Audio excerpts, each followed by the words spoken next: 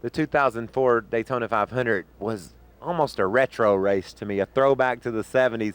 You and Tony Stewart with a lap car every now hanging in there, and a guy, you guys just trying to figure out what it was going to take to win the Great American Race. First,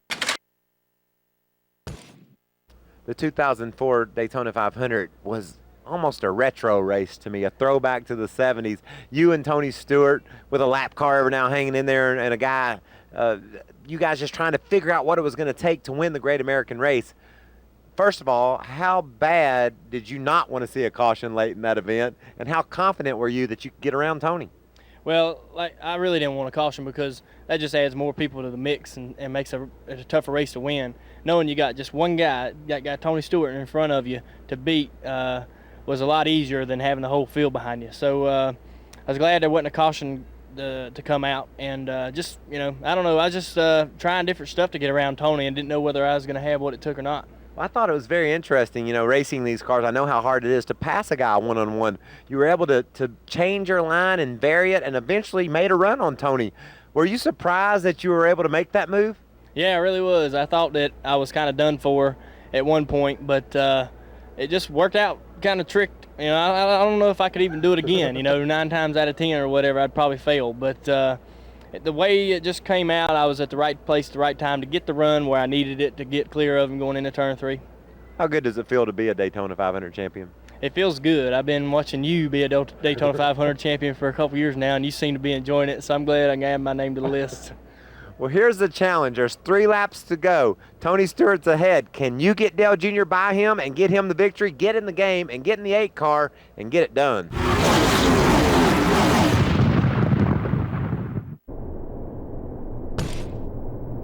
You're on front. Stay there and let's get this win. Stewart making his move. Left side.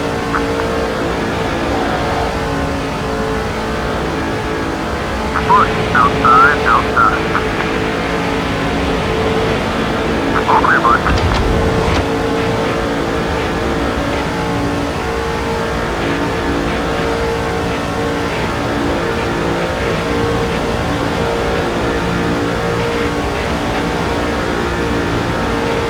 Going down low.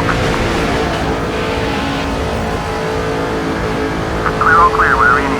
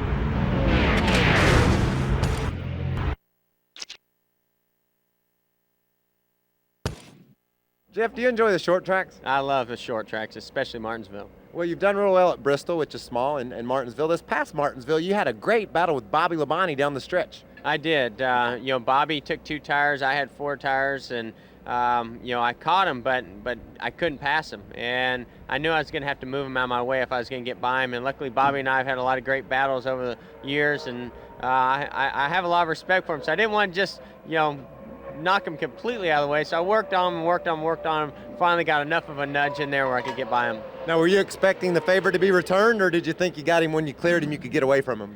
Well, I always expect something, but Bobby was pretty good. I think he knew I had a faster car. He knew that I could have been a lot worse than I was, and so I think he made me at least work for a lap or 2.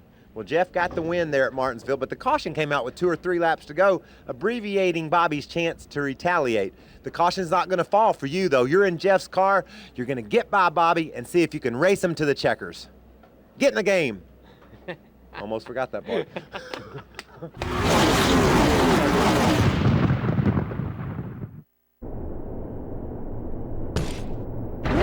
at a mad dash to the finish. Hold your position.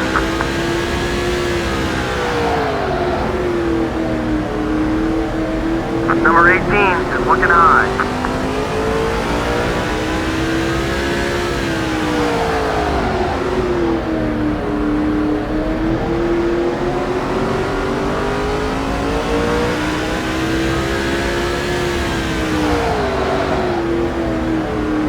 Labonte is down low. Clear on either side.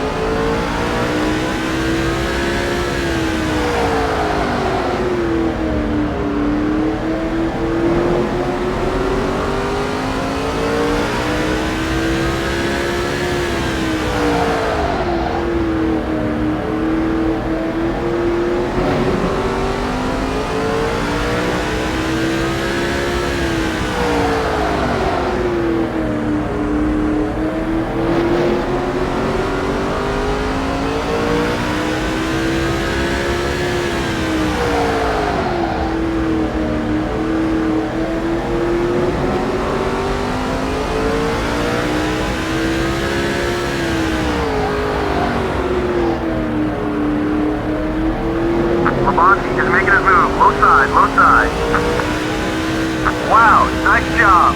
That's the way to do it. There you go. Nice run, buddy.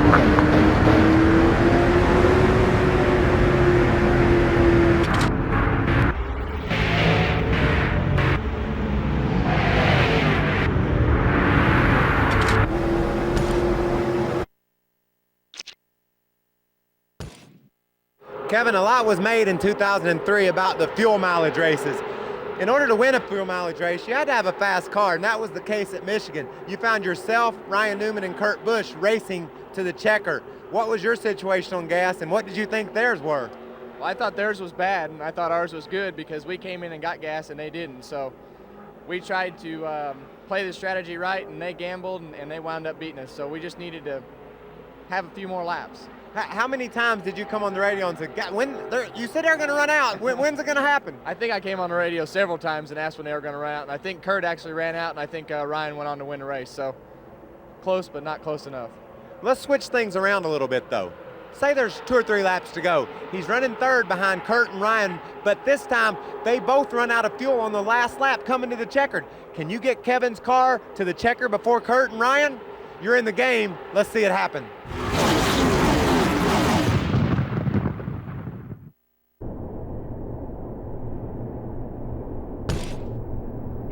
Back in third. Get up on the wheel now and win this race.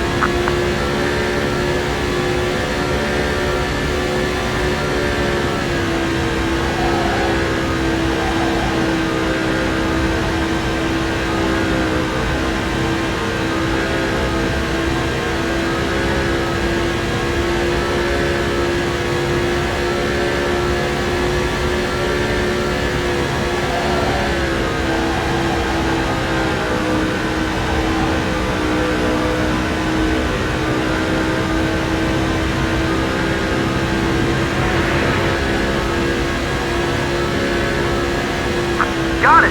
Way to go! Woohoo! That's the real deal right there.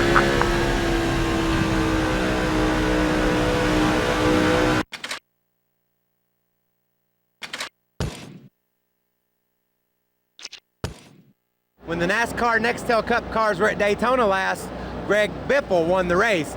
An exciting, dramatic finish at the Pepsi 400. Were you nervous those last few laps? Man, I was as nervous as can be. My stomach was going crazy. I was looking in the mirror, listening to the spotter, just doing all I could, keep the car on the bottom, and just hope I had a few more laps to hang on. Now, Bobby was right on you, challenging you the whole way, but then on the last lap, he ran out of gas. That had to give you some relief, or did it make you even more nervous, wondering if you were going to make it? I was pretty sure we were going to make it, but I was excited. My spotter said, Labonte's out of gas, Labonte's out of gas. I looked in the mirror, and I saw the green car getting smaller, and man, I was just overwhelmed with excitement right there. I knew that we had probably won it.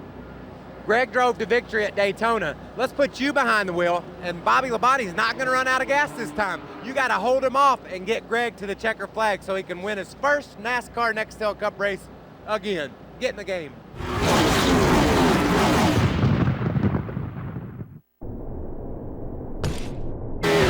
You're in first. Let's make sure we keep it that way.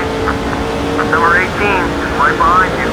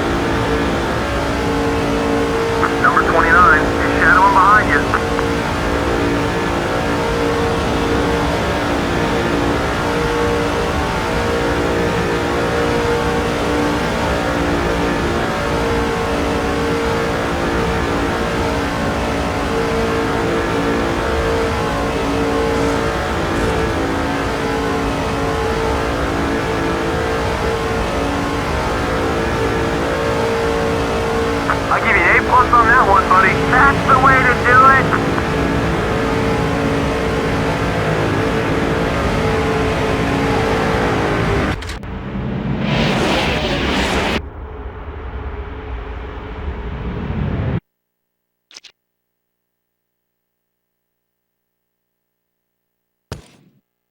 Our All-Star race is held at Lowe's Motor Speedway, your home track. What is your team's mentality as you head over to Lowe's Motor Speedway for our All-Star race?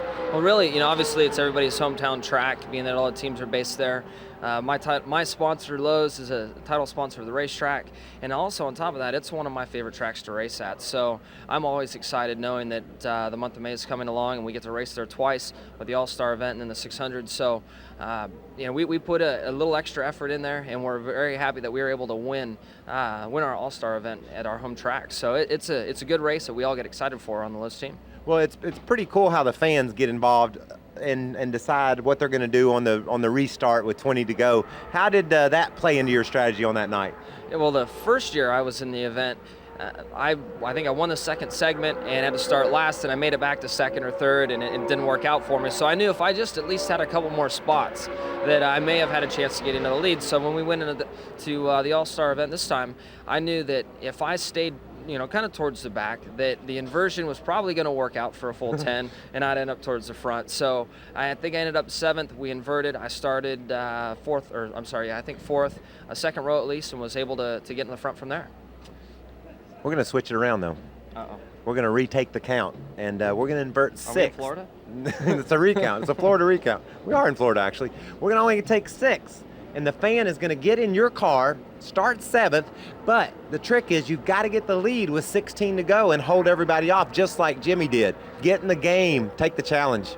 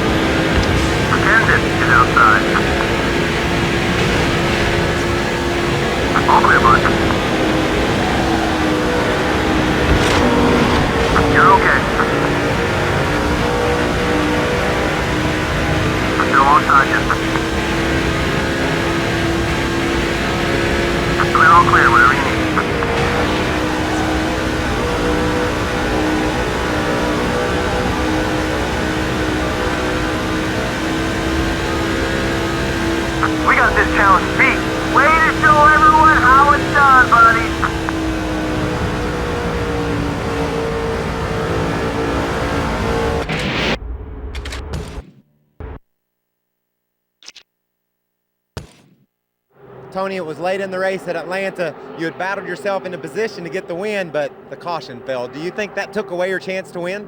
Yeah, we were catching Jeff, and if we could put 2 or 3 good corners together, we could gain a bunch of time, but either get too close to him or hit my marks wrong, and I would drop back. But, I just needed, I think, those last 4 laps to get a chance at winning the race. And now Atlanta's a fun track because you can vary your lines and let off a little bit earlier and really move around on the racetrack to gain ground on the guy you're chasing. Yeah, that's the nice thing about Atlanta is it's a wide racetrack, and the groove gets very wide, so you do have the flexibility as a driver to move up or down the racetrack to help out.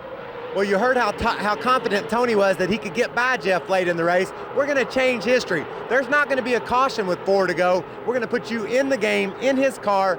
Go get Jeff Gordon and get the win. It's in the game.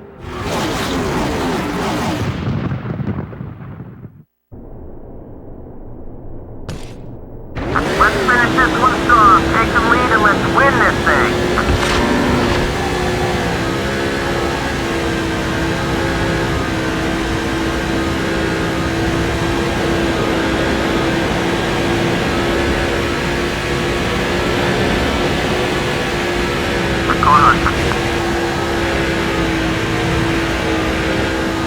Clear on both sides. Number 24 is coming up quick.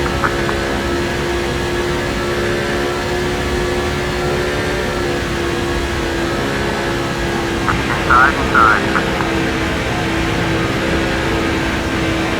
Clear. Gordon, outside. Clear, all clear.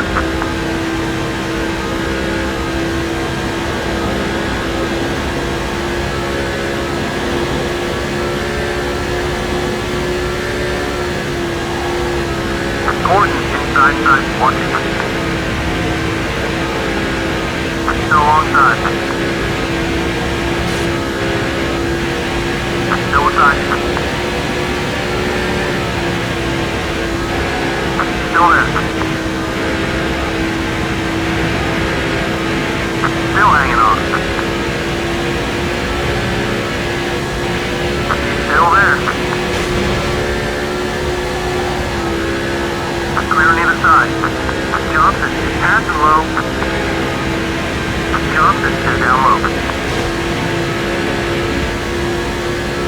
Okay, we're clear.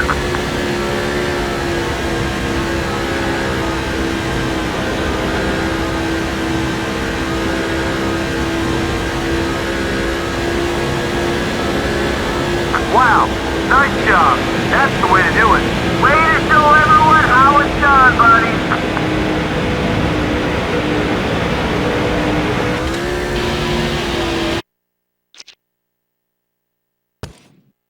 Ryan, tell us a little bit about Dover. As you go up there, what's your mental state? How does the team approach that race? Well, first of all, from a driver's perspective, it's a fast racetrack. You kind of drop into the corners, both in turns 1 and turns 3, so you got to have the car really nice and secure on the entry part of it. And from a team perspective, it's usually a fast, long race. The cars are really fast, and it's usually a long race because it's 400 miles there. But it's definitely mentally tough and physically challenging. Now, all day long at Dover, keeping the car consistent, I guess, with the high banks and the fast speeds is real important to accomplish. How do you go about your adjustments on pit road? Do you call the team and tell them what you think, or do they ask you or tell you what they think? It's just a communication thing. I got to tell them what the car is doing, and then we can figure out what's right from wrong as far as how to adjust it. And that's usually the best way to doing it. Just a matter of making the right adjustments at the right times. Now, late in the race, you had a fast-closing Jeff Gordon, hard-charging Jeff Gordon in your mirror. Are you able to watch where you're going, or watch in the mirror and check out what he's doing? It was tough. I didn't have any power steering for, I think, of the last 186, 187 laps. So, yeah. And that last restart there, it was really hard to keep it, because the straightaways are banked, really hard to keep it up on the straightaway. And to do the shifting and driving with one hand and everything, and then watch the mirror and see what he was going to do. It was a tough job holding him off for sure, but I knew at the same time I was only worried about one guy, and he was worried about 15 or 20 others behind him. So that was just basically it, just being in the right place at the right time and having the clean air to hold him off. Ryan got the win at Dover in the spring, setting himself up for the sweep at the Monster Mile. Can he pull it off? Let's put you in his car for the last 5 or 6 laps. Remember, you don't have any power steering. That's making the job really tough. Jeff Gordon's on you too, closing. Can you get the win? Get in the game.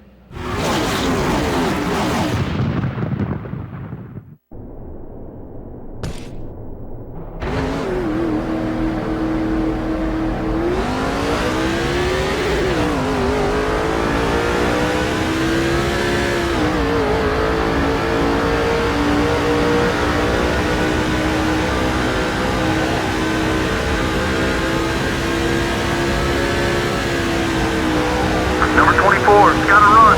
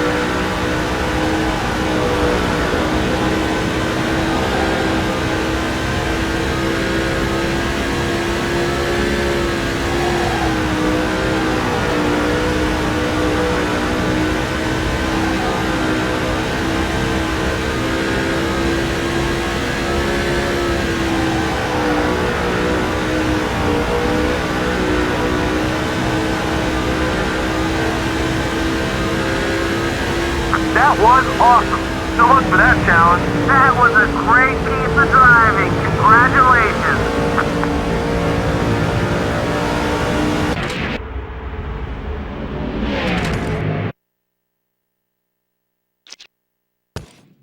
Rusty, you were leading at California again in 2003. It seemed like a lot of races last year you almost won right down to the end. At California in particular, you took the lead from Jamie McMurray with 12 to go, but later on that same lap, Kurt Busch got by you. Yeah, he sure did. Doggone, I led a lot of that race, and I think at the very end we ended up finishing second or third or something, but boy, it was a great race for me. It made me really think about 2001 when I did win that race. Well, tell me about your car that day. Was it handling well all day long? It handled really good all day long, and right there at the very end of the race, they started pushing their front end just a little bit, and I started losing a little bit of track position.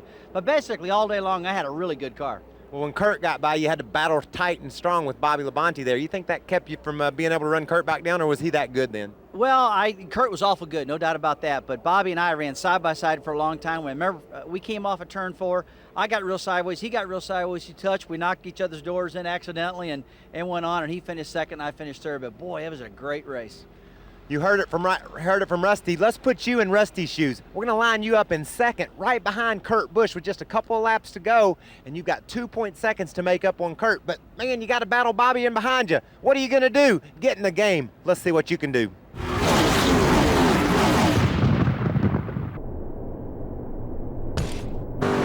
Okay, you can do this. One more pass and we're in the lead.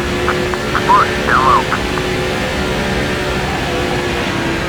Still beside you. Borderline, he's still there. Still alongside you. Number 18 is moving on you, right side. Still alongside. Hold it steady out there. You're clear.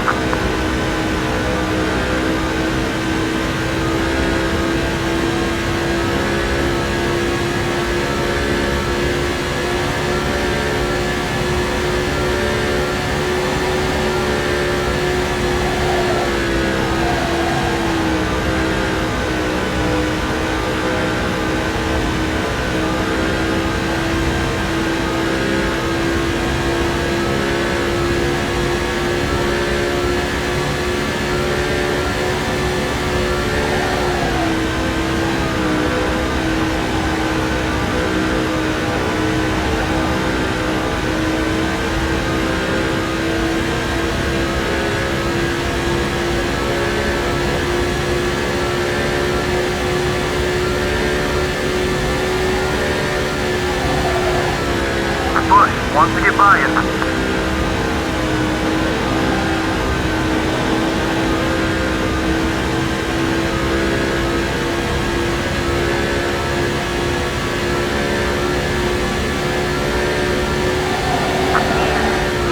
Let's protect that rubber.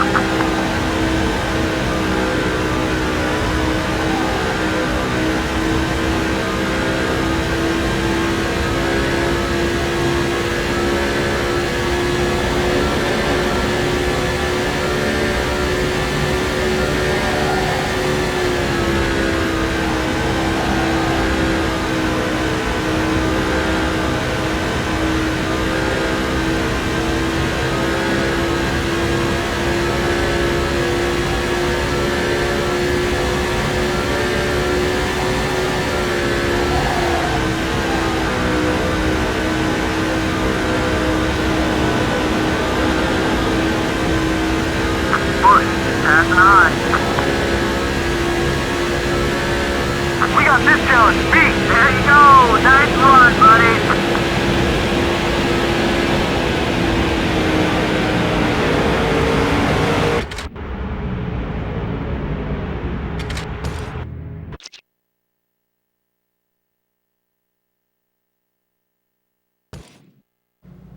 Matt, at Rockingham this spring, you let everybody know you're pretty serious about defending your title and winning races in 2004. Yeah, it was cool to come out of the box that strong and be able to lead some laps and get in victory lane so early. Now, you dominated that race all day long, but at the end, here come Casey. Did you feel like you had enough to hold him off, or what was your thinking late in the race? I knew it was going to be a close race because at Rockingham, the longer you run, the more slippery the tires get, and we're really getting slowed down, and he was catching me in a big hurry. So I knew with about 10 to go that he was going to get there before it was over. Well, did you think you had it, or was it that close? Could you tell you had won? It was pretty close. When I went into 3, I thought we were going to win, and when I came off of 4, I wasn't so sure. When you race at Rockingham, you talked about the tires giving up. You're racing the track as much as you are the other competitors at times. That was a tough thing. As he was catching me, I felt like I was driving on gravel. It was getting that slippery, and he was just closing in pretty fast. Well, here's your challenge. Get in Matt's car and see if you can do the job he did. Hold off Casey Kane and get the win. Get in the game.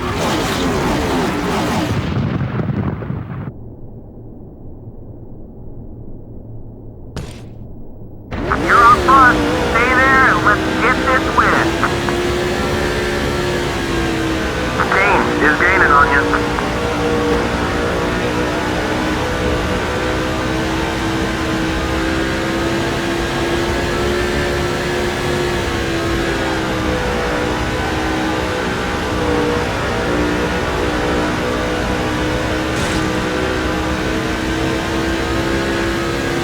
Yikes! Careful, bud. Okay, we gotta hold these guys off for the win.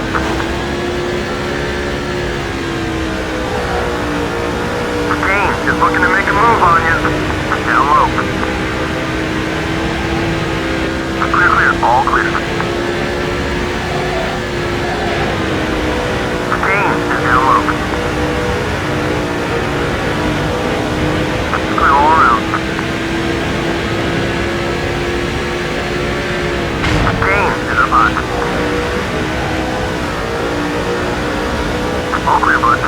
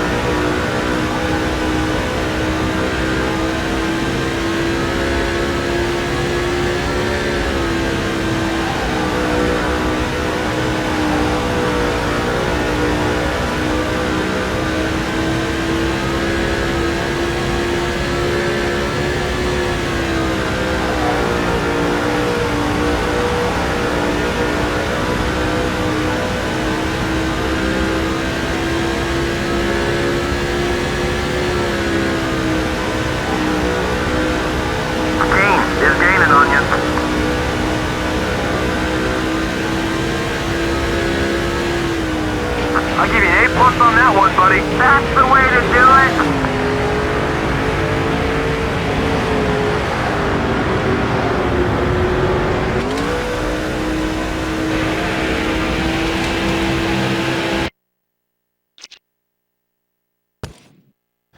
Well, they say everything's bigger in Texas. How big was your win down there? That was big for us to get M&M's first win in racing in 12 years. It's been 108 racing since I've been in Victory Lane. I was starting to wonder what it looked like over there and how you're supposed to celebrate, and hadn't had a chance to do a donut, and everybody was doing it before I could go back. So it was pretty cool to be able to do it at a track that I really like in front of one of the largest crowds to race at. It was a good feeling. So I feel like it lifted a whole stack of weights off my shoulder. So now racing's a lot of fun again. Well, M&M's got in Victory Lane, you got in Victory Lane, but golly, it didn't come without some dramatic action on the last lap or two. Tell me your thinking as Casey's closing in and you're trying to lap Johnny. Well, I knew Casey was coming. You could see him in the rearview mirror, and I know you've been in this situation before. You're doing all you can do, hitting your marks, and you look up off the turn, and he's getting closer. You think you do a good corner, and he's doing one that much better. And then we come off turn 2, coming to the checkered, and the 30 pulls down, then he pulls back up, and he goes around on the bottom, and that's all I've been in all day, right on the bottom line. I'm like, oh, God, I got to go up high now, and trying to go up higher and trying to block Casey, and knew he had the momentum, just kind of drove me crazy. So I was trying to, I'm not a real smart guy. I didn't know if I could think of trying to race two guys at the same time like that, but I was able to hold him off to right there at the end, so it was pretty cool. He got the victory on the last lap, barely, like he said. Your challenge is going to be a little bit more difficult, however. Jeff Gordon has battery problems in this race. Elliott's able to scoot by him when that happens, but not in the challenge. In the challenge, Gordon's battery doesn't go dead. You're in Elliott's car riding second. You got Casey coming. You got the lap car of Johnny Sauter ahead of you. Get in the game and get this win for Elliott Sadler.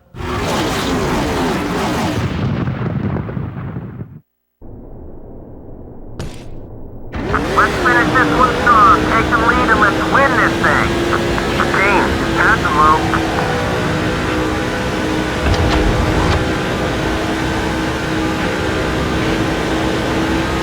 Gotta stay away from that kind of thing. Be patient.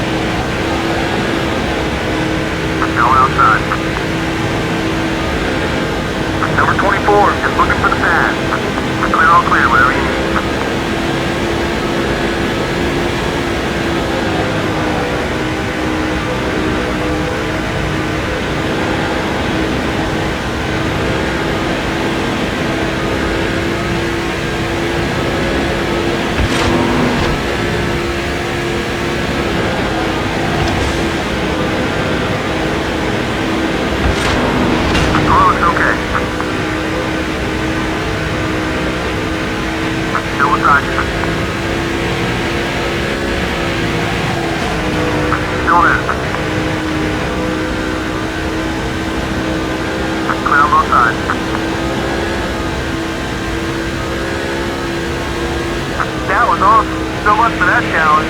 There you go. Nice run, buddy.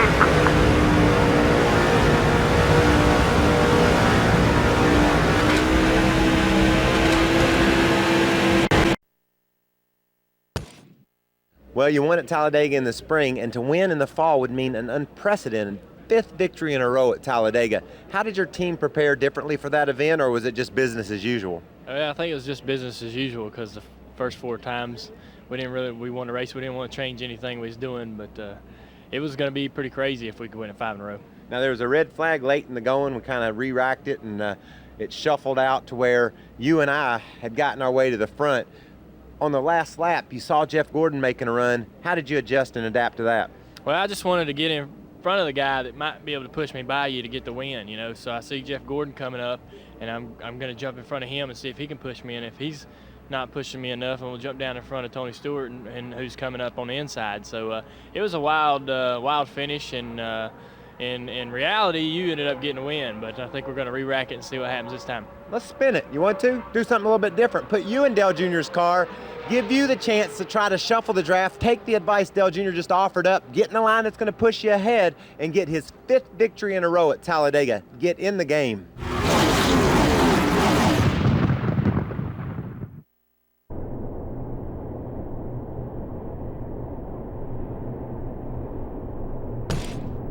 Hang in there, buddy. Just one more spot to go. Stewart just looking low.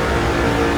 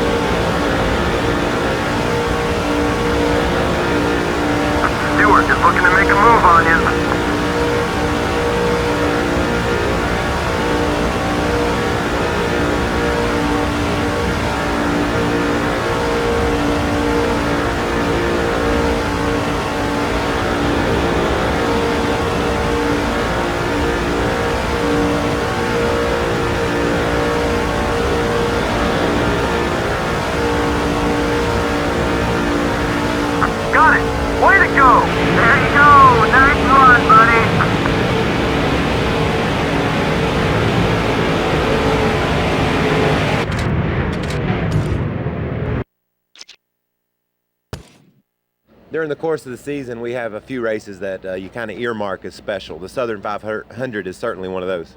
Well, it sure was for us.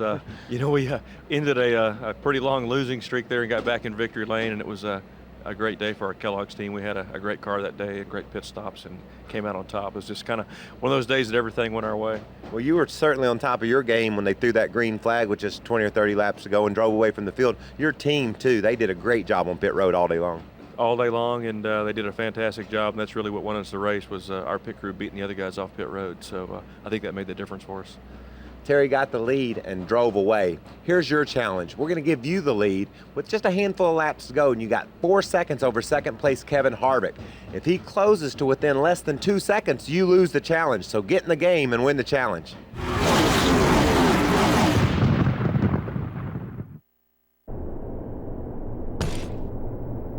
You're in front. Let's make sure we keep it that way.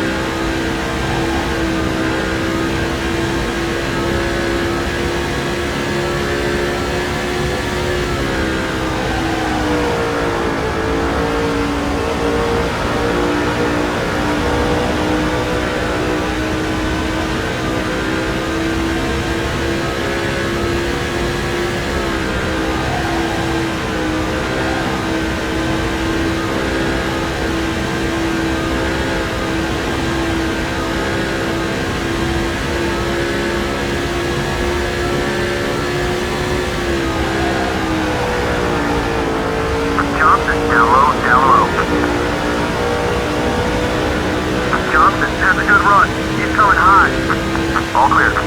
Wow, nice job. That's the way to do it. Way to go!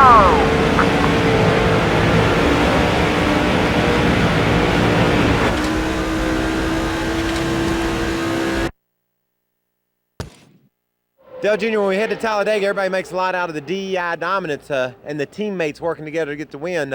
I wasn't anywhere in sight when you won at Talladega in May. Yeah, you'd gotten in an accident, and so had I earlier in the race, and but we got our car repaired, and we came back and got the win. It's pretty exciting. Now tell me about that pass, a controversial move you made to avoid Matt Kenseth coming across the track and went down below the yellow line. What did you think NASCAR was, how did you think they were going to react to that move? Well, I thought that, I didn't know what they were going to do as far as their decision, but it's really their decision, so it ain't mine. But I was just trying to avoid Matt as he's coming down across the racetrack. Really wasn't looking at the lines at that point or even thinking about the lines, just trying not to run into him. So we come out the other end leading the race and ended up winning it, and it's pretty exciting. A lot of split-second decisions go into winning at Talladega. We're going to re-rack it and put you in Dale Jr.'s car. You can't go below the yellow line. NASCAR might not be as kind this time, so keep it on the racetrack and see if you can still get the win for Dale Jr. Get in the game and get her done.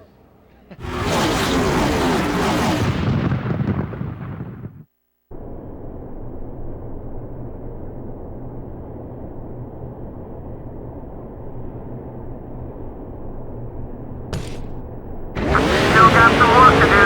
You're in fourth. Watch it out. 3 wide.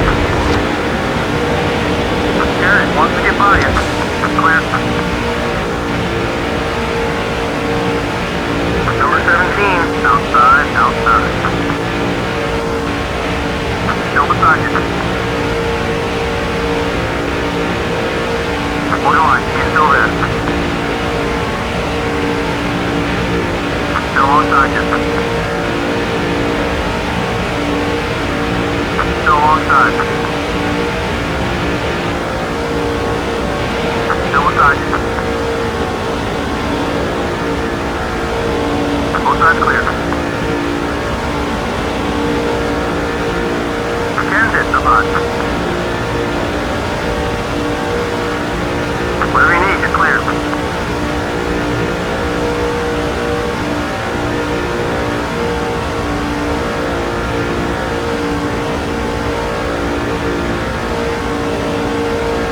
Johnson, passing high.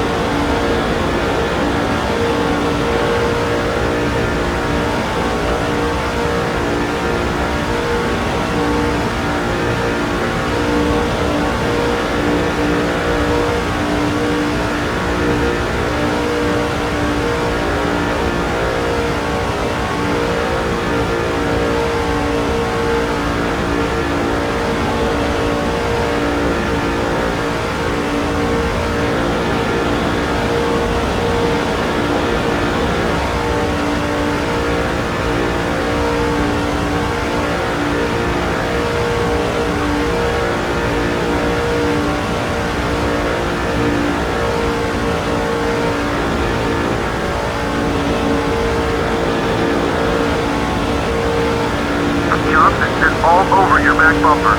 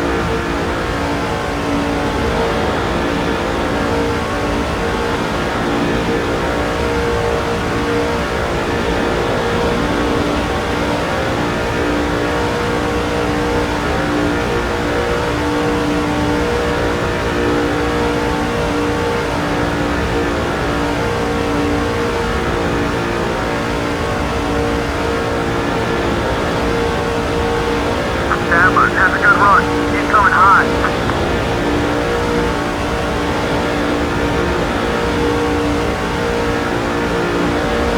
Wow, nice job. That's the way to do it. Nice run.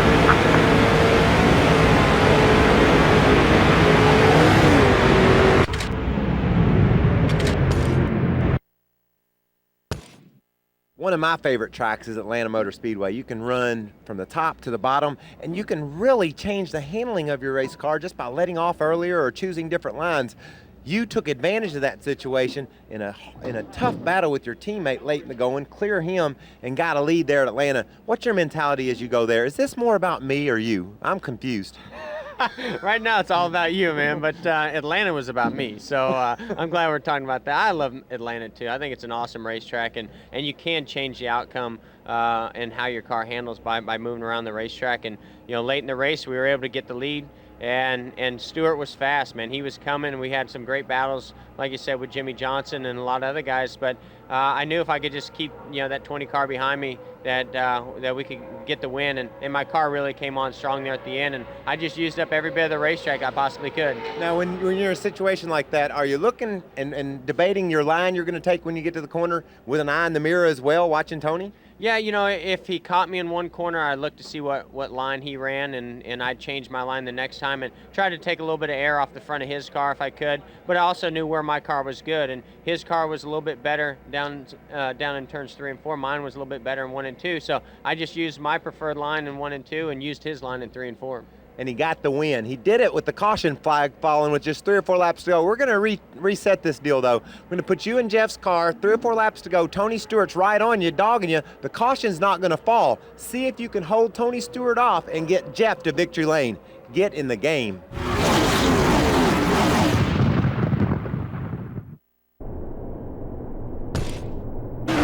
Look at a mad dash to the finish. Hold your position.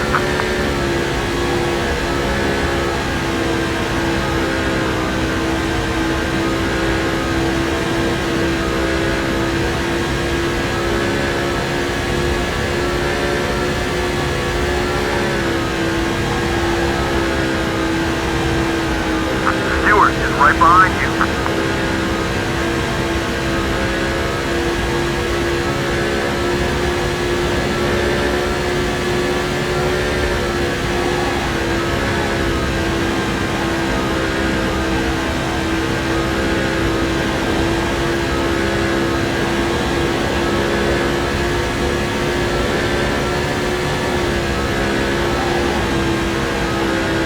Stewart down low. Still there. You're clear.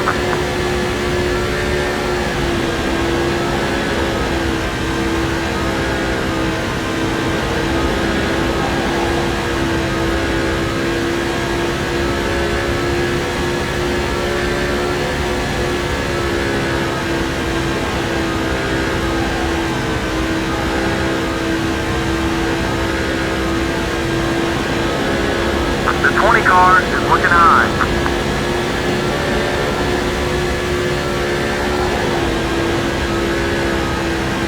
No one inside.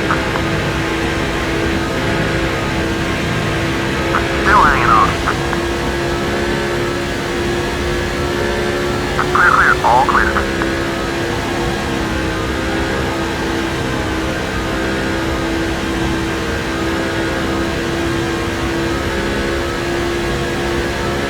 Good run, too easy for you, huh? Way to show everyone how it's done, buddy.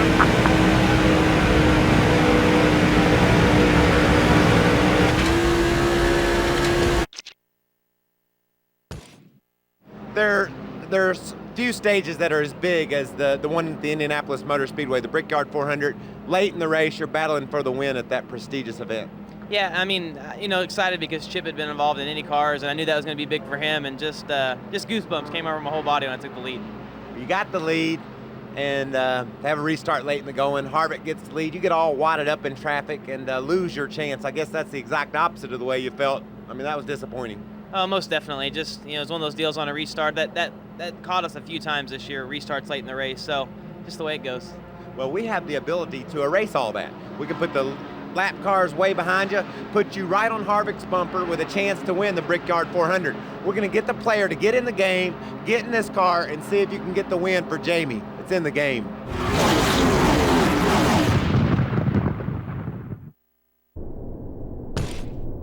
Wearing third, time to make your move.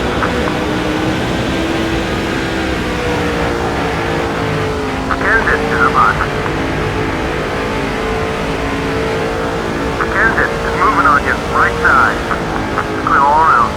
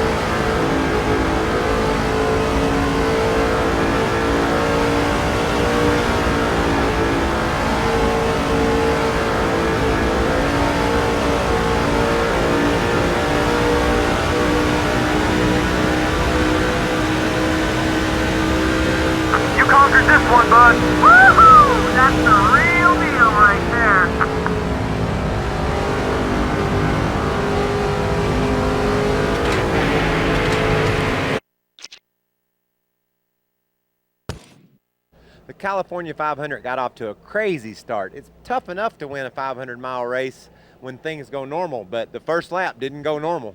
Yeah, the 500-mile race, you get yourself in a mindset just to take your time and make sure that you don't do anything stupid. And at the beginning of the race, you got to check yourself up. Now there's excitement, and you got to dodge the wreck. And so it wakes you up pretty quick, and you have to make the right decision initially, because you try to counteract, you end up in the pileup. So it's tough to miss those first lap wrecks. You made a very aggressive move way to the bottom to get through that deal. Did you envision your day ending up in victory lane after the way it started? Not at all, but I knew there was a couple good cars taken out because of that wreck. But it's something where you just got to dodge the wreck and hope and pray that things go right, and then you have to just move on to the next step. Once you miss that wreck, the day has to begin, and then you go to the next pit stop. So you just block that out. You never know how your day's going to end up. Let's let the player at home start in 16th position. Huge wreck on the first lap. See if you're as good as Kurt was. Guide your way through that wreck and get him the victory. It's in the game.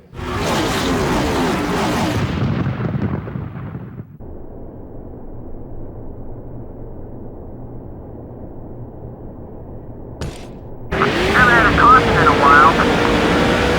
Number 41, down low, down low. Clear, all clear. Number 0, high, high. Clear on either side. The 5 car is looking to pass. Watch it, car high. Good run, too easy for you, huh? That's the way to do it.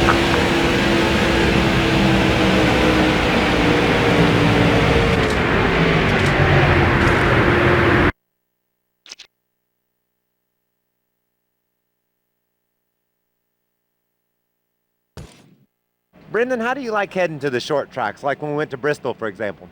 Normally I'm not a big fan of the short tracks. You know, I do a lot better on not places quite that you're so good at like these places, but the mile and a half, 2 miles. But Bristol went great for us. You know, we had a good run, had that cool looking paint scheme on there, the Punisher with the Punisher skull on it. So it was neat to go there. When you have that and you show up with the attitude, it always kind of helps. And then the attitude related to results. You ran up top 5, top 10 all day long. It's our first run in the top 5 all year. Ran there most of the day, and like I said, when you get that attitude, you kind of know when you feel you got a good race car. You sit there, you get up there, and you just dig for it. And it was a good car all day. Now, late in the race, me, you, Dale Jr., a bunch of us were battling for a top 10 spot, trying to work our way back to the top 5 after some late pit stops, and you got spun around. How did you recover from that? What was your mindset when you went spinning down the front straightaway? I got punished. No, you know, just trying to miss that wall. It's so tight there at Bristol. It's amazing how just narrow that place is. And we just barely got into the wall, stayed on the lead lap, and we're able to salvage a top 20 out of it, you know. And in the Nextel Cup racing, top 20, you'll take it when your day goes south. Well, here's your challenge. There's 19 laps to go. You're in the 11th spot. Dale Jr. is aggressive, and he's on your tail. Hold him off and race into the top 5 before the caution falls with 6 to go. There's your challenge. Get in the game. Time's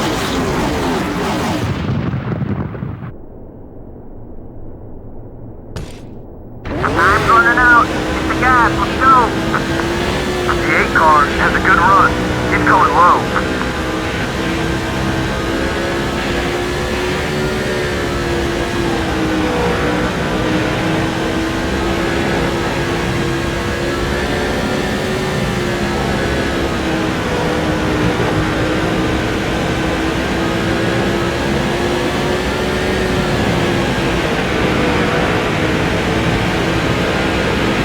Walker, high and 5.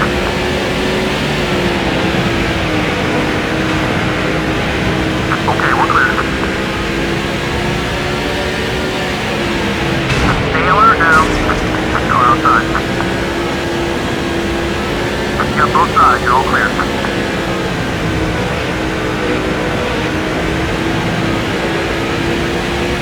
Number 40 is outside. There you go, all clear.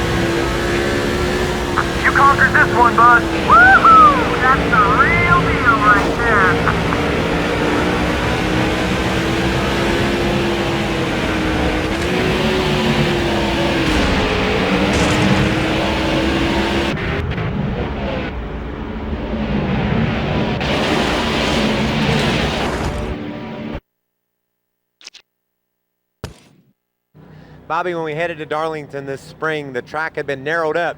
Did you think that was possible, first of all, that they can make that place any narrower? I didn't think so, but as it turned out, I liked it afterwards because I didn't use that top groove a whole lot anyway. Me and David Green talked about it. We didn't use that. We didn't get up there close to the wall anyway, so it kind of worked out for us maybe. They added the safer barrier. I don't think it really affected racing that much, and it came down to another classic Darlington battle at the end. He beat you off pit road, and you restarted second, and you couldn't quite catch Jimmy Johnson. Did you feel like you had time to get the win? Well, I thought that, I thought we had a car that was capable of winning if we'd have got off pit road in front of him. And then when we got behind him, I said, we still got a shot at it if we don't have a lot of caution flags. We had a lot of caution flags. We had a run on him, but just couldn't quite make the pass. Was the track a little too narrow for that? Maybe, couldn't use up enough of it. But at the same time, we had a great run, got beat off pit road, still finished second. Well, here's the challenge. We're going to re-rack it. 3 laps to go. You're in Bobby's car. Can you pass Jimmy and get Bobby the win at the historic Darlington Speedway? Check it out. Get in the game and get it done.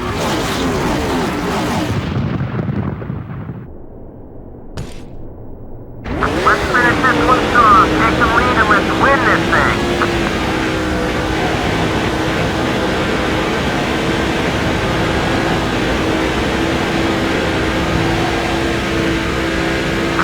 Outside.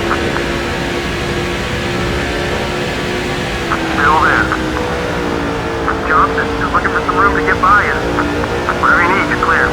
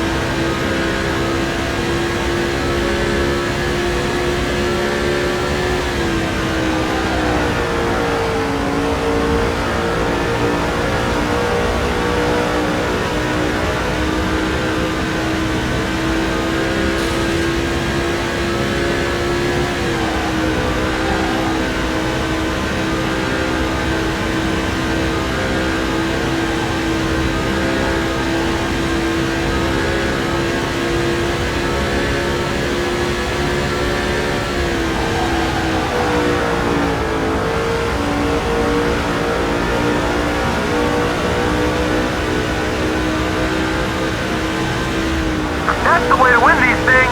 Way to go!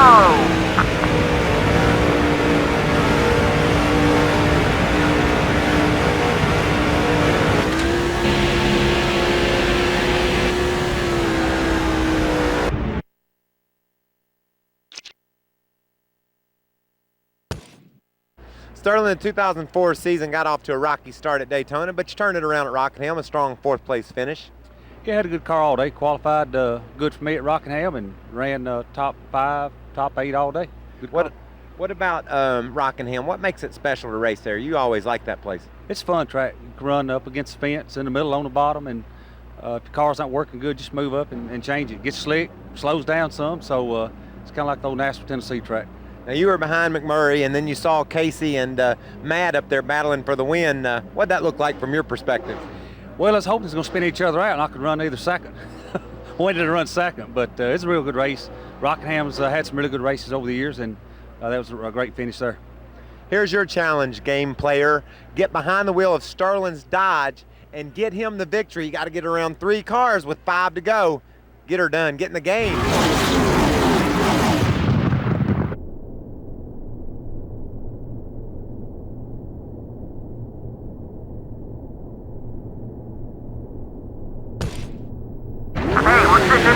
Let's get going. Bernard Jr. wants to get by you. Bernard Jr. down low.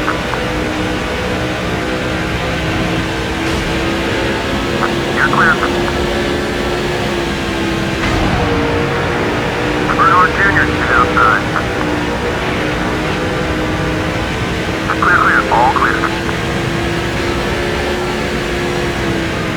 Craven, high up high. Clear all around.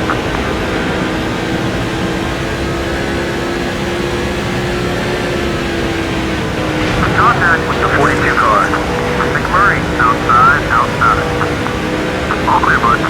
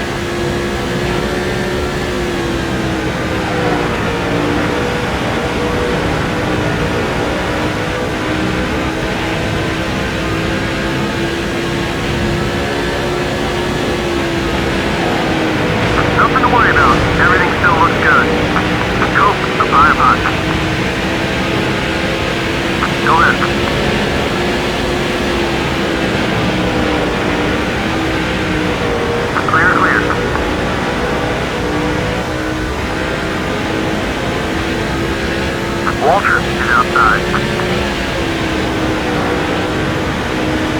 Clear, all clear.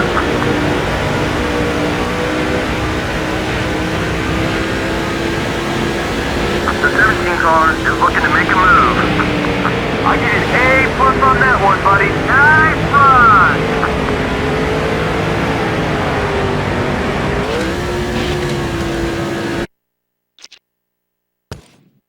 Tony, the Daytona 500, obviously the biggest stage, and you and Dale Jr. dominated that race this past February.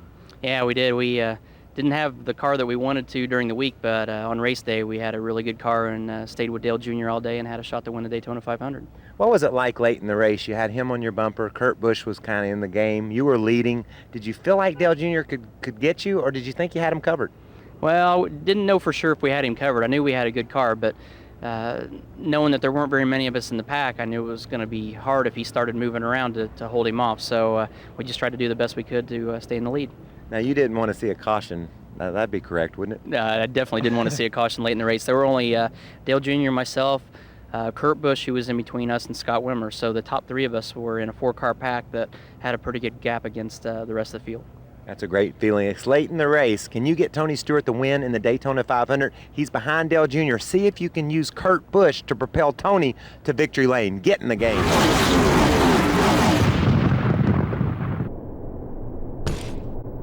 One more spot to go. Stay focused.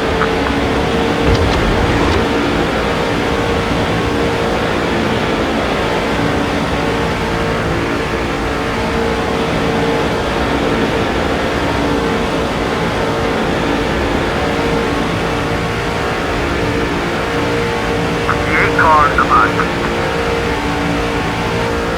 Number 8 is right behind you. Clear on either side.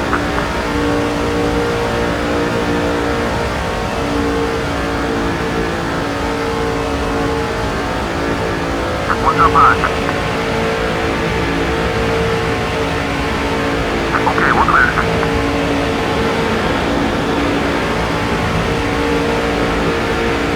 Bernard Jr. outside, outside. You got both sides, you're all clear.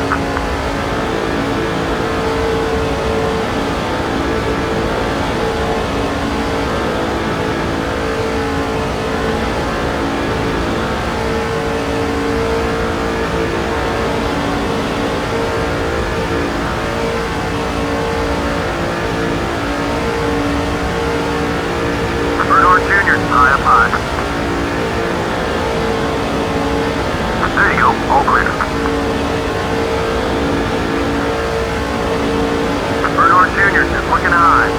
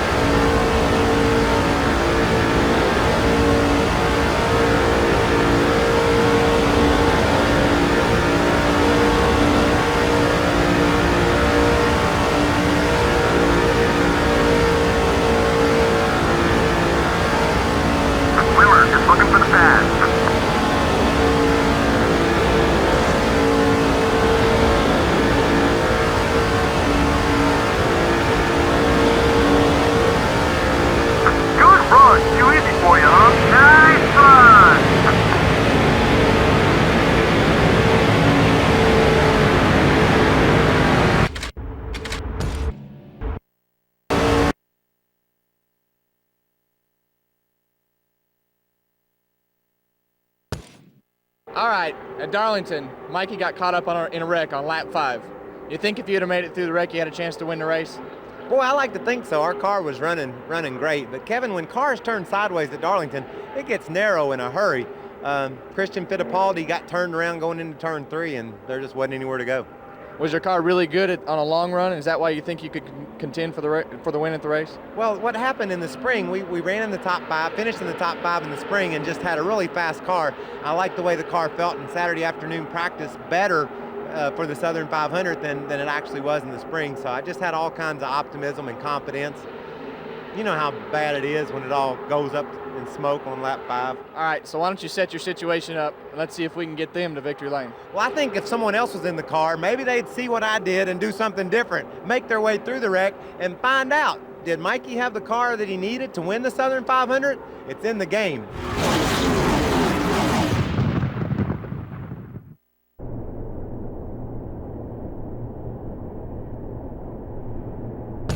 Running out of time. Start making your move.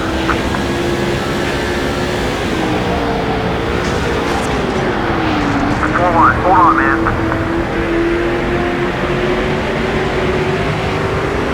All clear.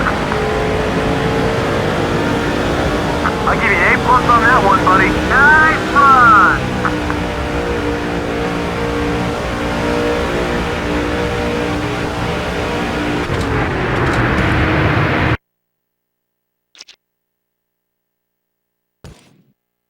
When you head to Richmond in September to race under the lights, that's intense action, isn't it? Well, Richmond's it's a good track. I call it my home track, and it definitely gets pretty intense there. Well, the Wood brothers, historically, at least recently, haven't been that great at the short tracks, but you turned that around last year.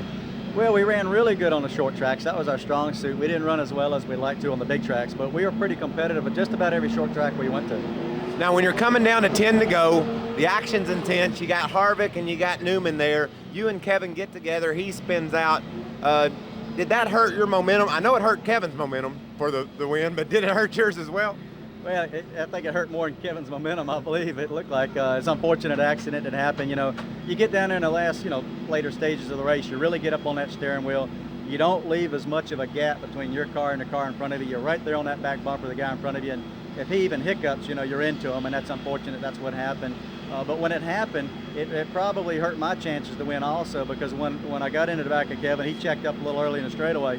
When I got into him, he turned sideways. Well, I checked up. I was trying to let him get his car straightened back up. When that happened, Mayfield got underneath of me, and really, probably looking back, the race was probably over for us at that point. I didn't have enough car to get back and race by Jeremy and catch Newman. Probably better if Kevin had not wrecked and spun and I had to check up. But that's the way it turned out. You never know. It's pretty exciting on those short tracks. We have, by video, the ability to erase all that stuff. We're going to take the bump away. You're going to get by Kevin cleanly and start your pursuit after Ryan Newman. Let's see if we can get you in Ricky's car and get in the game and get it done.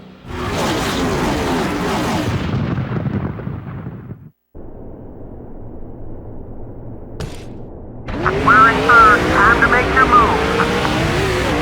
Burton is looking to pass.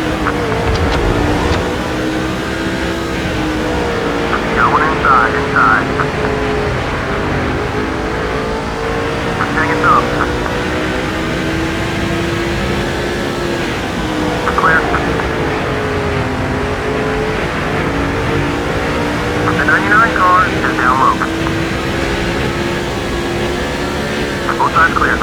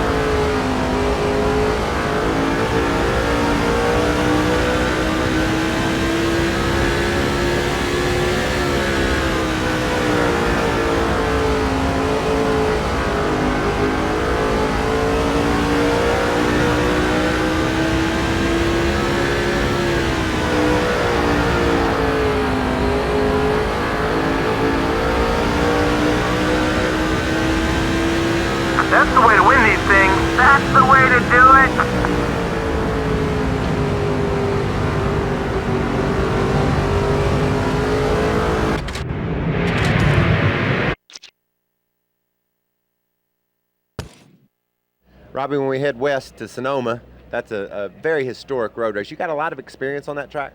Yeah, I like Sonoma a lot because you go up and down hills. There's a lot of drops. There used to be a lot more turns. They've made that race more fan friendly, so they can watch these NASCAR Cup cars go around the racetrack. And I like it. It's got more opportunities to pass now. Going down in turn 7, you can get by somebody, and turn 11 is a good place. So I like it. Well, where do you really concentrate? Where do you try to excel? Where do you want your car to be the best on that track?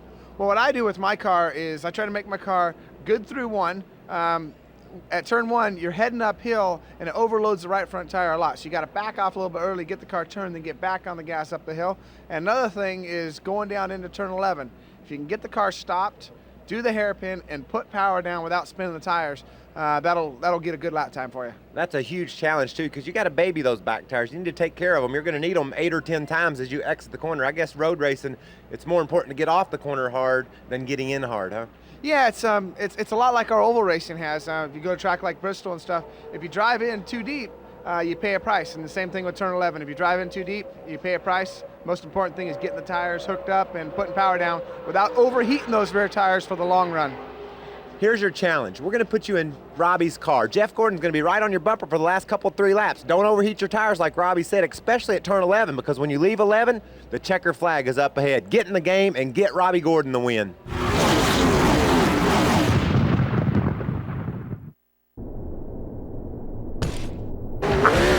Careful on those old tires.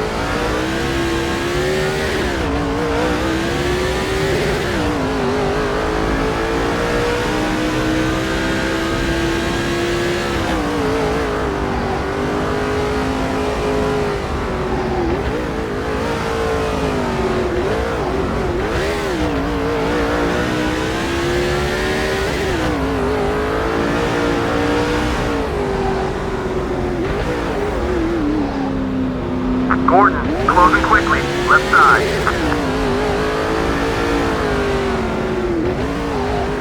Going on your right. Clear, clear. Don't worry about the car, it looks okay.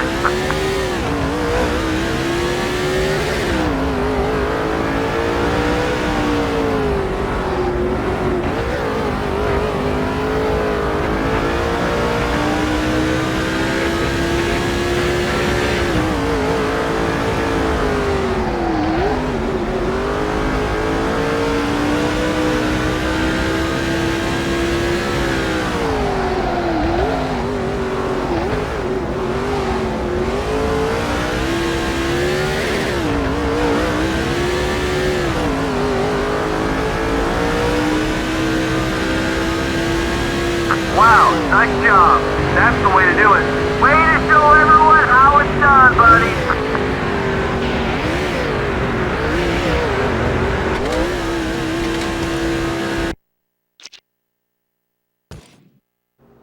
As kids, we learned about racing on the short track, so when we head to Martinsville, Virginia, it's a pretty cool feeling, isn't it? Yeah, that is a cool track because I even ran there in a late model stock car a couple times, so it's always a pretty exciting track to go to. Okay, you got the checkered flag in sight, you're leading the race, and Jeff Gordon is all over you. Tell us about the pass. Man, he is wearing me out. I've been running the bottom all day long, and when he got to me, I started running the outside, and he couldn't make the pass on the bottom, and finally he just nudged me just enough, and just enough to get by, and I tried my best to get by him, back by him. Couldn't do it. It was good, hard racing, a lot of fun. Wish we could have won, but hey, that's the way it goes. We got a good race out of it. Did you keep the nudge in your pocket? He kind of gave you a little nudge, and you never returned the favor. Do you figure maybe one day? Oh, don't worry, it's already happened. What we're going to do at Martinsville, though, is we're going to rewind it. We're going to put you right on his bumper and see if you want to use that nudge in this case instead of saving it. See if we can get the player the win, get the player in your car, and get the player to get you the win. It's in the game.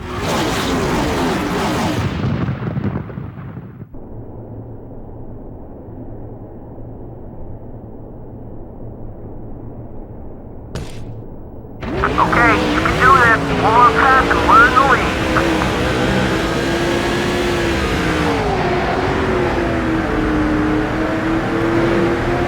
Gorgeous. Outside. Still onside. Clear, all clear.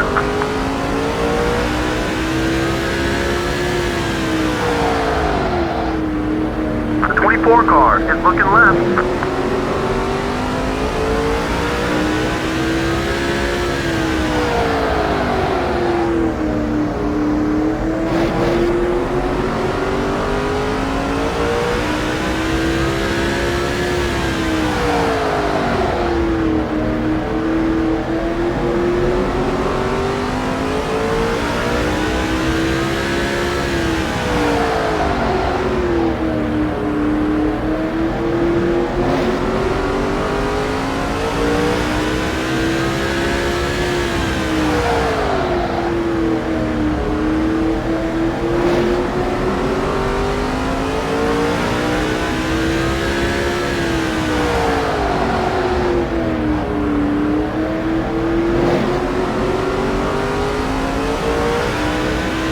That was awesome.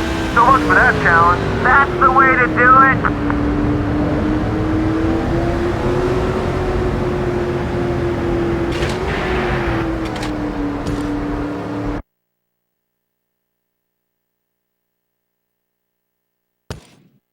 Jeff, you've enjoyed a lot of success on the road courses over the years. Watkins Glen this past August was a challenge, however. Yeah, it certainly was. I thought we were looking good. We had the pole and went down the first corner and got a tap from behind and had to work our way back to the front. It was a long day. Well, you got spun out on the first lap and you got spun out on the last lap. I know it. Just when you think, you've recovered from a really bad start to the day, then it ends even worse than the way it started. And the thing ran out of gas. Is that what precipitated? I know the contact's what caused the crash, but did running out of gas lead to that? Yeah, I mean, that's really what did it. I was just trying to salvage what finish I could get and just try to coast to the finish. And guys were battling for position behind me, and they were coming fast, and I couldn't stay out of their way. And I don't think they knew I was out of gas. And all of a sudden I'm going backwards trying to get to the line and couldn't get there. Well, Jeff's day started out bad on the first lap, like he said. Down in turn one, Biffle gives him a little nudge. We're going to put you in Jeff's car. Biffle's going to nudge you. You're going to spin out. Your challenge is to catch Biffle and return the favor before the end of the first lap. See if you can get it done. Get in the game.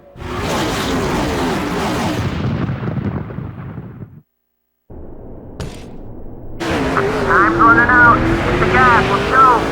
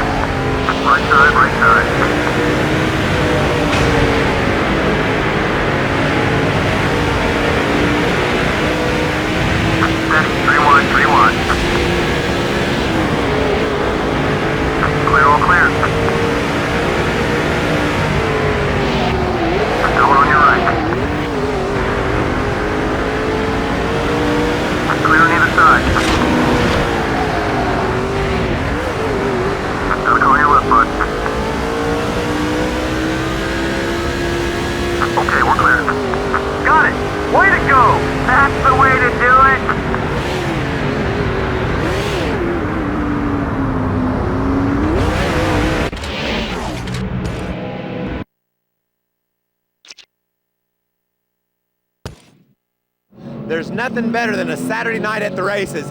Richmond, Virginia this past year, Joe Nemechek had the car to beat. Raced all night long. Nobody seemed to be able to catch you, Joe. What'd that feel like? I tell you, it's you don't get a car that good that often, but when you do, you got to take advantage of it. And we tried our darndest to give it away that night, but we were lucky to battle back, passed a lot of cars, and we were in the front at the right time. Like you said, you overcame a lot of adversity. Late in the race, you got Bobby Labonte, Dale Earnhardt Jr. breathing down your neck. The skies opened up and it rained with just a few laps to go. That was immaterial, wasn't it? I definitely think so.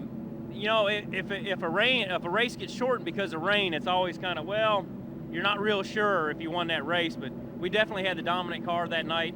I mean, if they would have restarted it, they weren't going to catch me. I can guarantee you that. How about this challenge? We're going to dry the track up. Joe's confident. We're going to put you in his car. We're going to put Bobby Labonte and Dale Earnhardt Jr. right on your tail. Are you up to the challenge? It's in the game.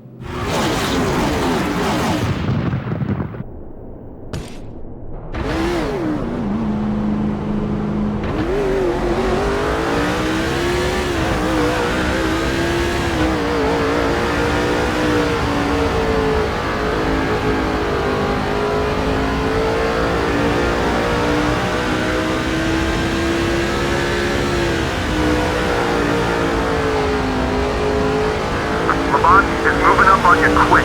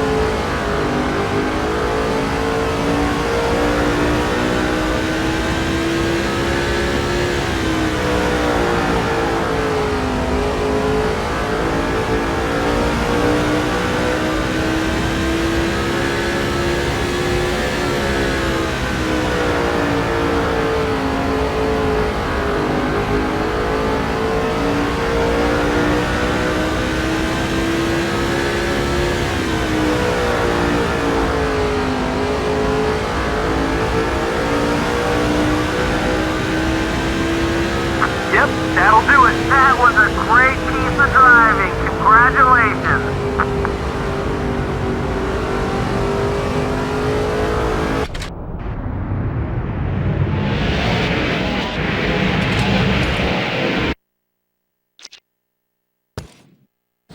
Brian, were you mentally prepared for all the demands that your first Daytona 500 would bring? I think as much as possible. Man, that race is just so different. The race is unbelievable. The excitement, everything about it before the race, starting your first Daytona 500 is amazing, and then going up through there and the race 2 and 3 wide, 200 miles an hour is unbelievable. Now, you and Jeff were both near the back of the pack. Had you devised a plan to work together to get up through the field? Because you made some good spots early. Yeah, I mean, as much as possible. You know, we said right from the start, we were both pretty stuck, you know, all the way in the back for that matter. And we said, you know, when we get together, whoever's in the lead is who's going to stay there, and we're just going to do our best to go to the front. And it worked out. Jeff got in the lead, which was probably a good thing. He had the experience. He said, look, just stay with me. We'll go to the front. He said, we're probably going to be in the middle a lot because he said that's the fast lane. And I was like, I'm all for you, buddy. Let's go. I'm right behind you, and your car handled well enough where you could make those moves, huh? Yeah, it really did. Honestly, our car handled unbelievable. The Jimmy C Chevy was awesome all day long. We could run up through the middle, and the outside, inside, anywhere I wanted to go. We actually handled a little better than Jeff. Well, here's your challenge. What you're going to do is start in the back with Jeff Gordon up ahead of you. Use Brian's car to draft Jeff and Brian into the top 10. You've got a few laps. Can you get it done? Get in the game.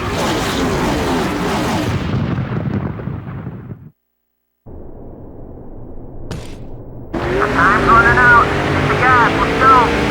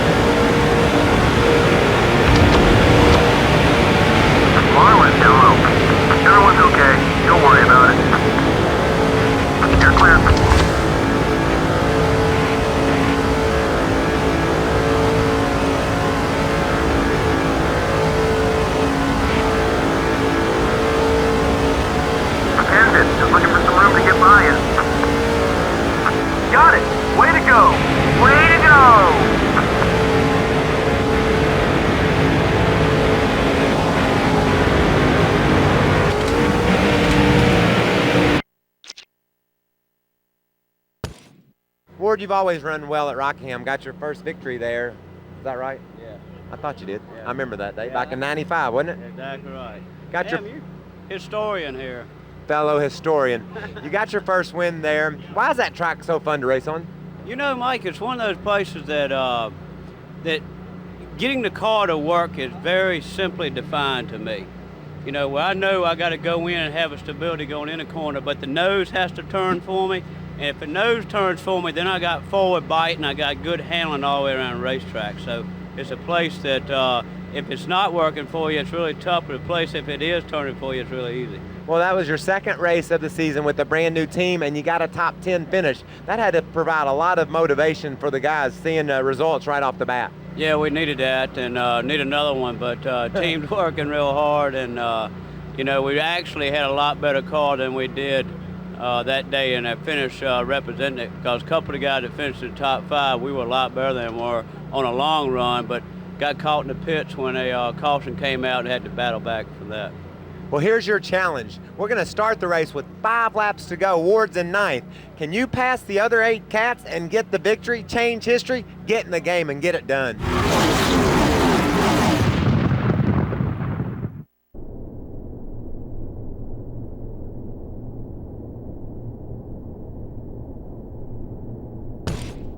Come on, buddy. We got to win this deal. Push. Get outside. Push, going on. Clear, clear, all clear. Push, get up on. Clear all around.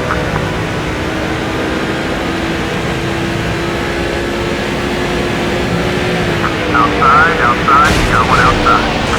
A little bump there with the 2 cars. All clear, bud.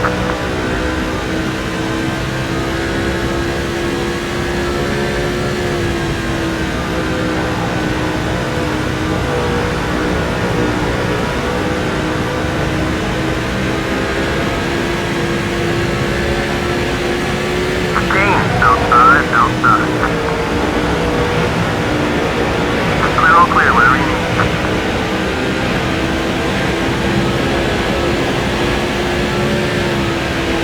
What's up high? Clear on both sides.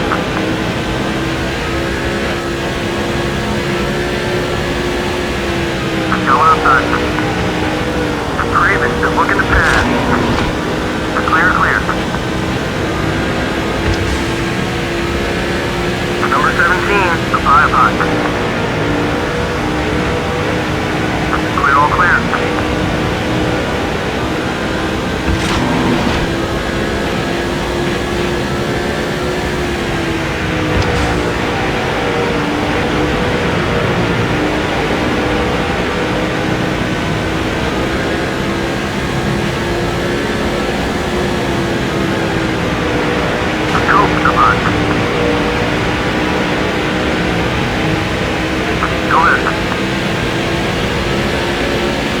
That was awesome. So much for that challenge. Woohoo! That's the real deal right there.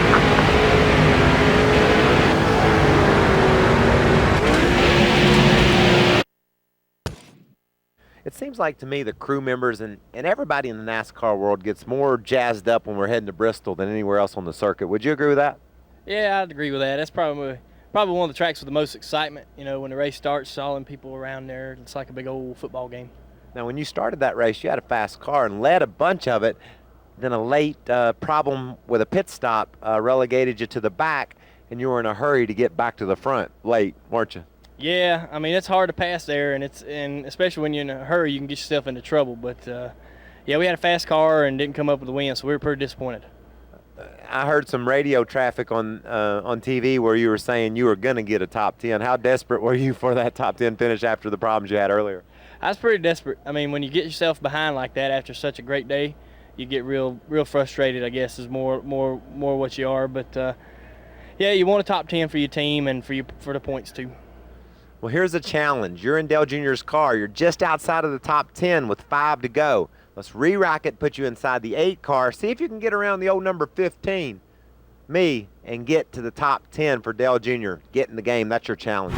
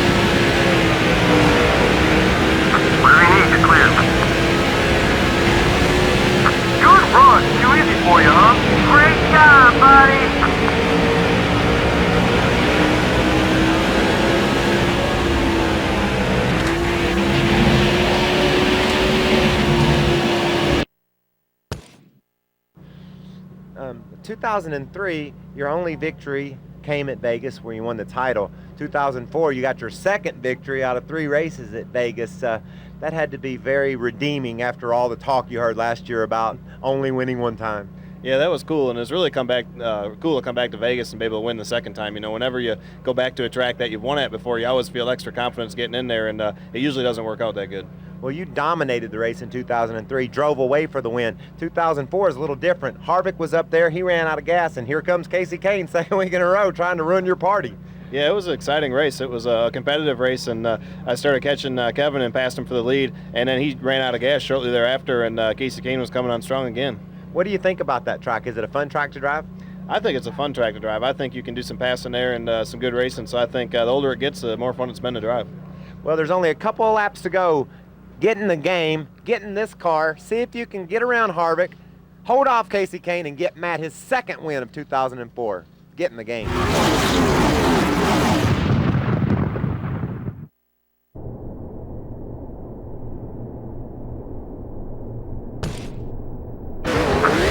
Second, let's take this guy.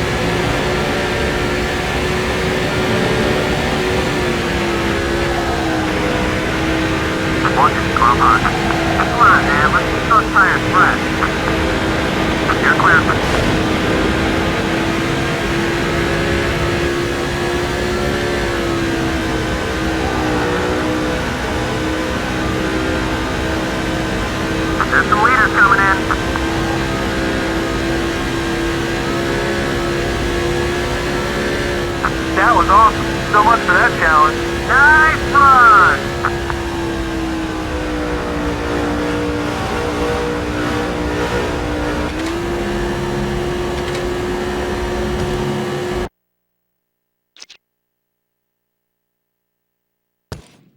You battle all day long at Talladega. You find yourself in the middle of a glob with 3 or 4 laps to go. Where's your mind at when that happens? Oh my gosh, it's 3 or 4 laps to go, and it's all about who you're with or who you're not with, and trying to get together with them. And it's the most intense 3 or 4 laps of the year. Tell me, bring me up to speed. You race all day long. It's a 500-mile race. You're running 6th. You got a chance for a top 5 finish, or maybe even the win, or you could drop back to 20th. Right. What I'm doing is looking for the 15 car, because I know that he's probably got the best shot. But it is so strategic, and it's all about positioning yourself so that in the last push, you're with the right group. Ultimately, you're getting the push and you're out front. And hadn't experienced that yet, but we're getting closer. He got close, like he said, at Talladega, pushed home to 4th. Let's put you in Ricky's shoes. Let you be in the Tide ride. We're going to start you 6th on the inside line, which is 3 or 4 laps to go. See if you can push to 4th, or maybe even better yet, get the win for the Tide ride. It's in the game. Running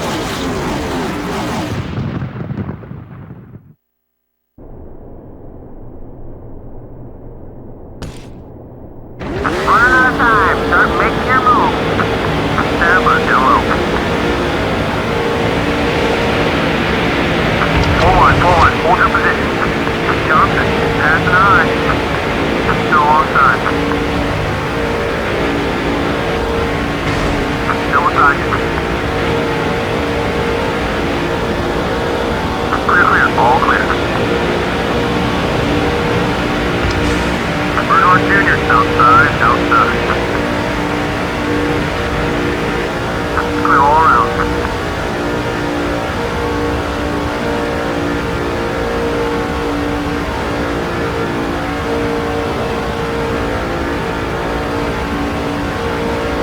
Number 17 is up high.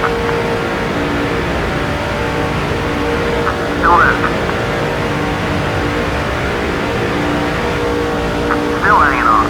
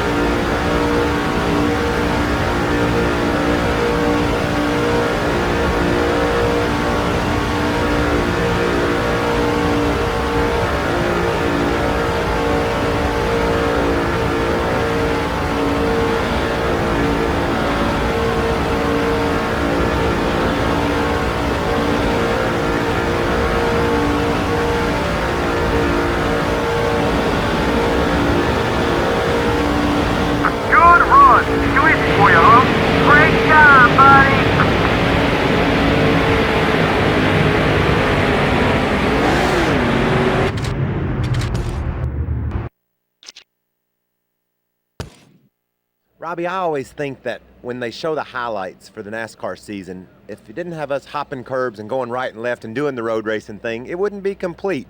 I love the curbs. I like the chicanes that we have at Watkins Glen. We've been fast there the last couple of years, and finally we're able to pull off a victory this year.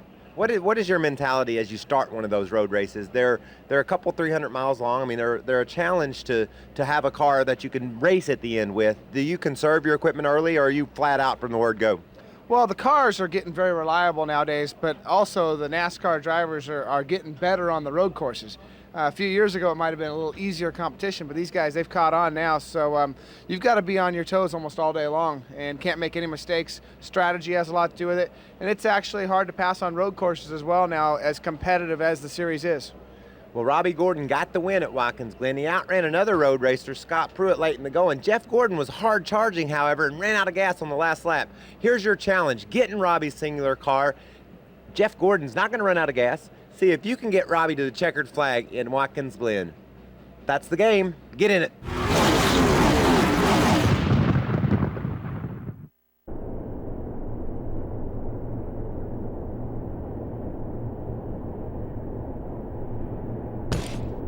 All right, here we go. You got the lead.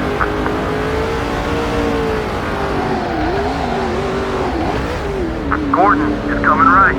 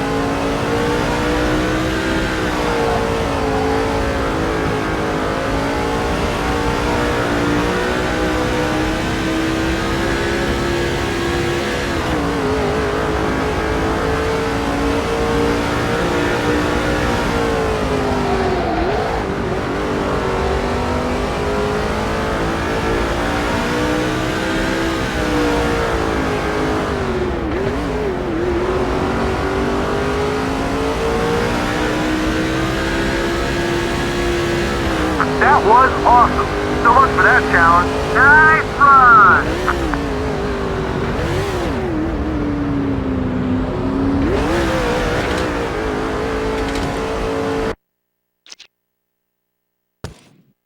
That'd be kind of cool to start the 2004 season by winning the first race they had. That was pretty cool. You know, I think it was kind of unexpected on our part because Daytona hadn't really been that good to us lately, but it was a lot of fun.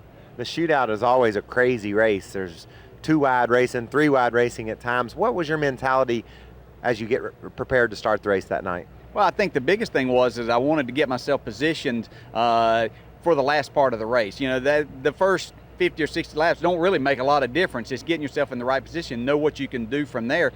And so I wanted to try to take the first part of the race and see which lane was going to be good. Was it going to be the bottom at night, the shortest way around? Was the middle lane going to open up and do well for us, as we've seen at times? Or did I need to be on the top to where I can keep the momentum going? And mentally, you got to figure all those things out and then physically execute them. It's kind of tough to put that all together at times when you got 10, 15, 20 other guys trying to occupy the space you want. Exactly. They weren't cooperating a lot. I would kind of make my way forward, and then I would find myself kind of staying in that 12th to 14th, 15th position. I couldn't get any further than that. So they weren't being very good partners with me, and so I was having to try to employ a different strategy and see what I could do. Now, that was the first ever NASCAR Nextel Cup event, and you won it. That's pretty significant. Yeah, it really is. You know, I guess not being a points race, but it was the very first race under the Nextel banner, and yeah, that meant a lot to me to be able to say that. Special feeling to win the shootout this year for Dale Jarrett. There's 2 laps to go. You're in a mad scramble of 2 wide racing. See if you can do what Dale did and get the victory. Get in the game.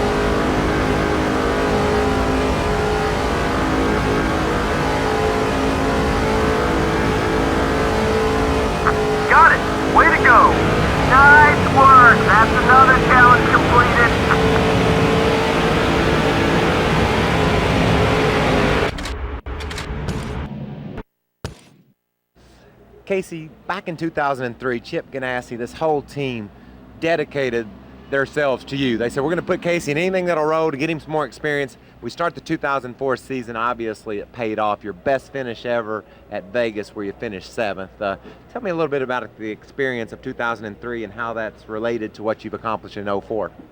I think everything we did last year or in 2003 was really important. You know, the biggest thing that I lacked in this form of motorsports, stock car racing, was seat time.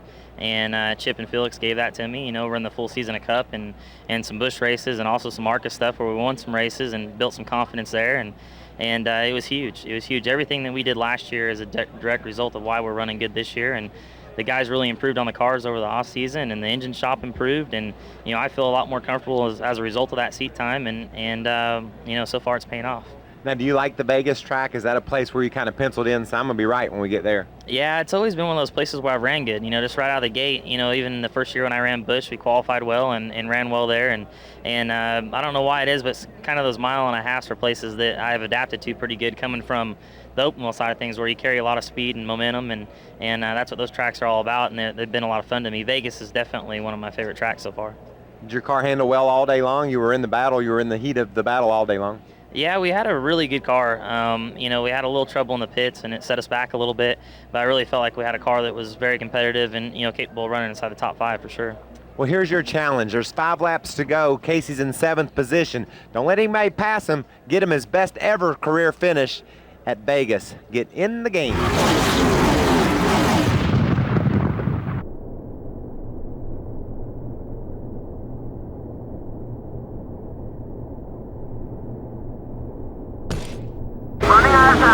Start making your move. Stewart is looking to make a move on you.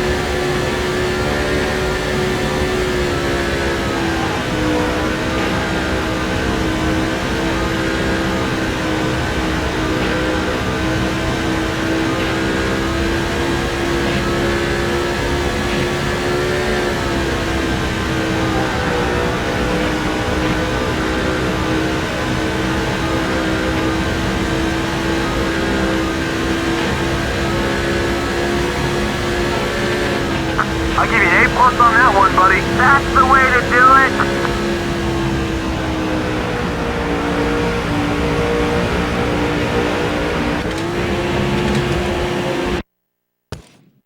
Scott, your first Daytona 500 experience had to be special, leading the race up front all day long. Yeah, it was the greatest experience of my life. Going into the biggest stock car race of the year and getting to lead laps and having a strong finish was a real exciting day for me. Now, you and your crew chief used a little pit strategy late in the race to get up front. What did you think that was going to work like?